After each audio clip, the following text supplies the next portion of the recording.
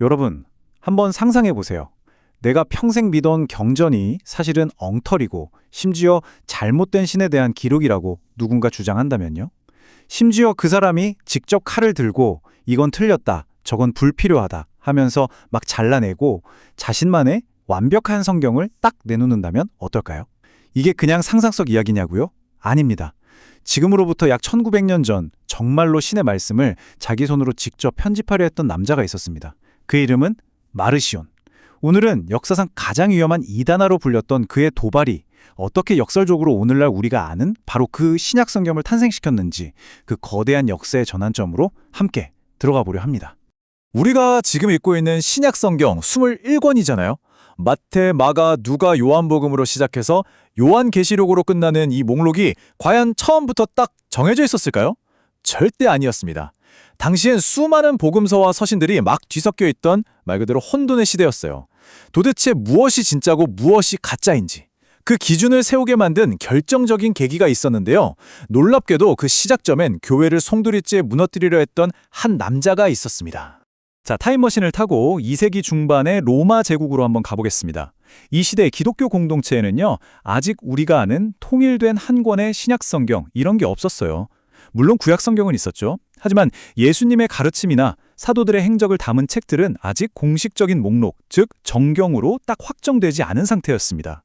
당시 교회들은 예배 때마다 여러 복음서나 사도 바울의 편지 같은 걸 읽긴 했어요. 그런데 어떤 책에 절대적인 권위를 둬야 하는지 합의된 기준이 전혀 없었던 거죠.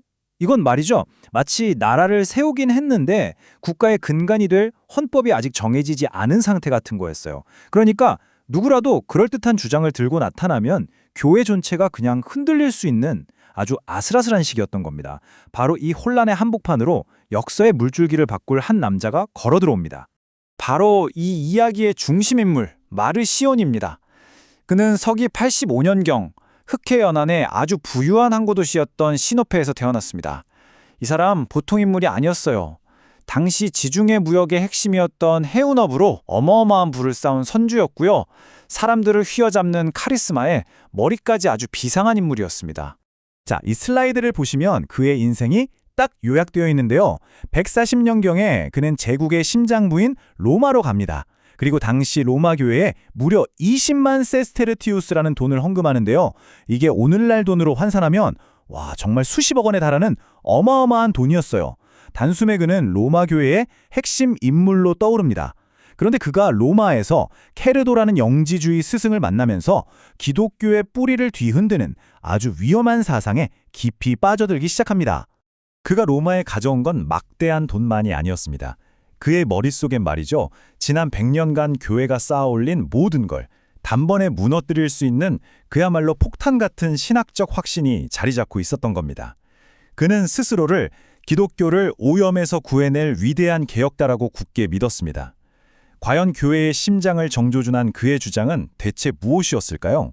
그의 주장은 바로 이거였습니다. 마르시오는 단언했어요. 구약 성경에 나오는 막 화내고 복수하고 율법으로 사람들을 억누르는 그 창조주 신이랑 예수님이 아버지라고 부른 사랑과 자비의 신은 절대로 같은 분일 수 없다. 여러분, 이게 그냥 신학적으로 좀 다른 의견을 낸 수준이 아니었어요. 하나님은 한 분이시다 라는 기독교 신앙의 가장 기본 전제를 그냥 정면으로 박살내는 교회를 향한 선전포고였습니다. 이 슬라이드를 보시면 그의 생각이 아주 명확하게 보입니다. 그는 구약의 신을 데미우르고스, 그러니까 불완전하고 결함투성이인 이 물질 세계를 만든 아주 저급한 창조주, 딱 이렇게 규정해버린 거예요. 이 신은 오직 유대인들만 편애하는 편협한 신이고 율법이란 잣대로 계속 인간을 심판하는 분노의 신이라는 거죠. 반면에 예수를 통해서 비로소 드러난 신약의 하나님은 그동안 아무도 몰랐던 완전 다른 차원의 존재, 즉 조건 없는 사랑과 은혜를 베푸는 진짜 아버지라는 겁니다. 그러니 이 둘을 똑같은 신으로 보는 건 끔찍한 신성 모독이다, 이렇게 주장한 거죠. 이런 생각은 당연히 예수님에 대한 왜곡된 이해로 이어질 수밖에 없었습니다. 마르시오는 이 물질 세계 자체가 저급한 신의 창조물이라서 악하다고 봤거든요. 아니 생각해보세요. 그렇게 완벽하고 선한 하나님이 어떻게 악한 걸로 취급되는 육신을 입고 이 땅에 오겠냐는 거죠. 말이 안 된다 이거예요. 그래서 그는 예수가 실제 인간이 아니라 그냥 인간의 형상을 잠시 빌려서 우리 눈에 그렇게 보였을 뿐인 순수한 영적 존재였다고 주장했습니다. 이게 바로 가현설이라는 겁니다. 이건 예수님의 성육신, 십자가의 고난, 그리고 부활이라는 기독교의 핵심을 모두 부정하는 아주 치명적인 주장이었죠. 자, 이제 자기 생각에 대한 확신으로 가득 찬 마르시오는 정말 역사상 가장 대담하면서도 어찌 보면 가장 위험한 행동에 나서게 됩니다. 그는 저급한 창조주 신의 흔적으로 오염된 기존의 문서들은 다 버리고 오직 순수한 복음만을 담은 자기만의 성경을 직접 만들기로 결심한 겁니다. 이게 바로 인류 역사상 최초로 신약 성경의 목록을 만들려는 시도였어요. 물론 그 동기는 순수함이 아니라 배제와 왜곡에 있었지만요.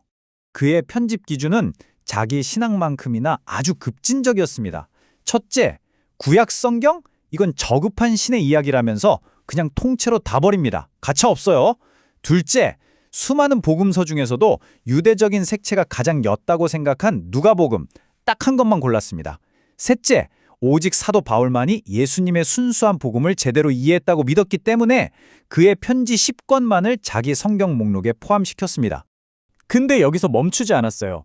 마치 외과 의사가 암세포를 도려내듯이 자기가 선택한 누가복음이랑 바울 서신마저도 자기 사상에 맞게 마구 잘라내기 시작합니다.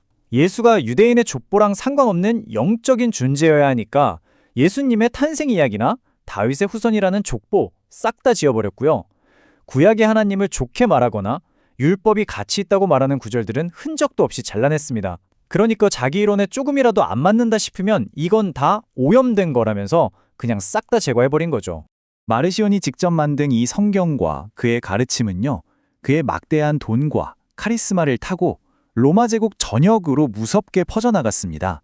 이건 이제 더 이상 그냥 신학 토론 한번 해볼까? 이런 차원의 문제가 아니게 된 거예요.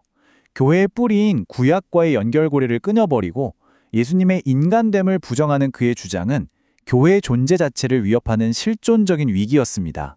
교회 지도자들은 마침내 깨달은 거죠. 아, 더 이상 침묵해서는 안 되겠구나. 명확하게 선을 그어야만 하는구나.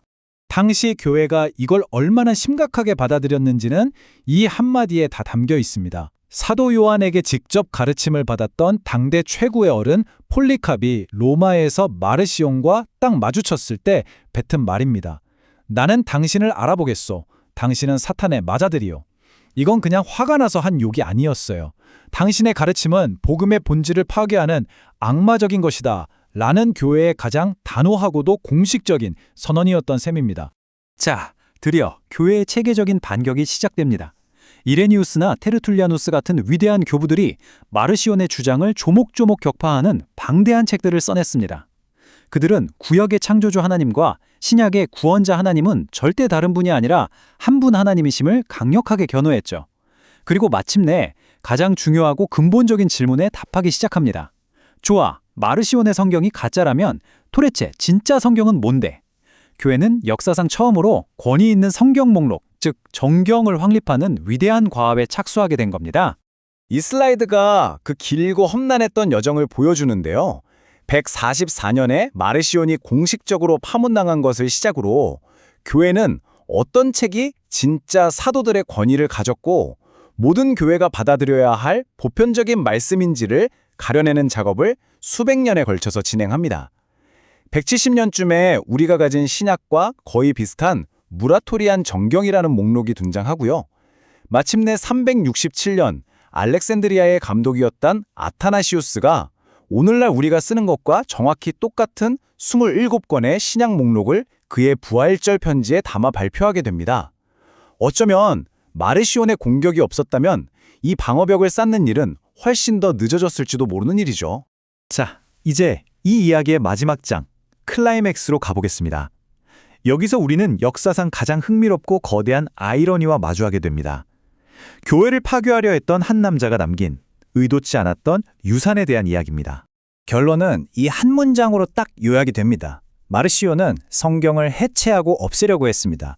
하지만 그의 공격이 오히려 교회가 진짜 성경의 경계선이 어디까지인지를 명확하게 정하고 그 권위를 더 단단하게 세우는 결정적인 계기가 되었던 거죠.